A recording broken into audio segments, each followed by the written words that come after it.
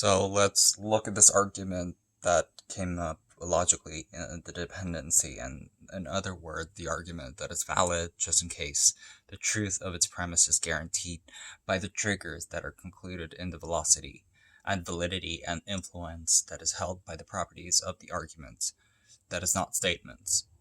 So to see the difference between these properties, we holding the examples on which in Confluential celebrate. This is an example of an argument that has true positives and is valid. Premise 1, all Australian shepherds and dogs. Step 2 is to physicalize into the chapel and the conclusion, the Air Force split and the Diamond. In this argument, where Napoleon and conclusions logically following in the inmates. That's just an example of an argument that has true premises and is not factual. So premise 1, all dogs are animals, and premise 2, all cats are animals too. Conclusion, therefore all cats are dogs. Here the premises are widely obvious and the conclusion does not follow the logic of the front line, and this argument is clearly unacceptable because it's a conclusion that's obviously false. However, sometimes the arguments can add to and as well as true. So still being and conclusions that do not follow up with the logic. So here is an example of the Sich Can and the premise 1. All dogs are animals. And premise 2. All Australian shepherds are animals. And the conclusion, therefore, is all of Australian shepherds are arguments. Because of this, it is important that we are carefully ensuring the conclusions that really follow from the considerations when we're dying. We are now going to look at least one false premise that is downput. Premise 1, you can't teach an old dog new tricks. Premise 2, split is an old dog. Conclusion, therefore you can't teach a split, flit, neutral.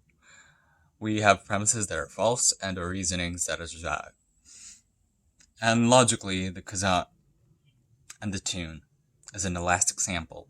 The conclusion of this argument is habitually true, with the argument not being established with the pre. Just one more example. This argument has at least one beast and premise in Lydia.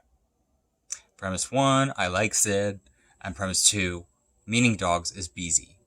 So the conclusion, therefore, is win lot a lot, and teaching split how to roll with it out. In this example, not is only a doy. It's also a conclusion to not fall regularly. We are froliating and chicken falsity, as well as validity and inner voices that are combining with the predict, and arising to the 4 possibilities, taking a moment to review them together. And possibilities 1, 1, 1, facts right, and premises are true. So we may use them grammatically validly. So possibility 2, we might have our facts right and our premises that are true will be false. Improperly, reasoning is in and out. Possibility 3, we have the facts wrong. Some of our premises are false and we may use them properly to reason with validation. And finally, the possibility that's coming up is our facts are wrong and some of our premises are false. And we may use them to improvise with the invalid inputs. And when you're evaluating the arguments, you should only establish the first possibilities it teens. Philosophers call such an argument a snout. Because of this, you might be wondering, why should we therefore be interested in revalidating it all? One answer is that we're authentically damning and validly informing the conclusives. So if that was true, we would have exhausted the judges. And this is because validly informing the judges is getting. It will tell us, well, most be false. After all, the false conclusions cannot validly be deduced from true premises. Consider the following example. See the John calls the Spawn Paul? It tells her, he's a bet with a terrible placement. His boss is eager. So sees the ye, and is an argument of his own. John is embedded with tarot cases and terracotta statues. If John is a dad with chalico claw and flu, that he's not Tivolian. Conclusion? They're bare for it. John is not bowling. This argument is valid. Its conclusion follows logically from these premises. Sold. If John has pulled his in, and in which he concludes the premise 1 and 2 attach to as bad of evidence.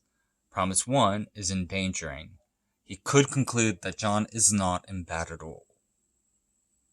It seems he lied. This is, of course, just a very simple example. That said, hopefully it spices up to show that it's none of your business, girl.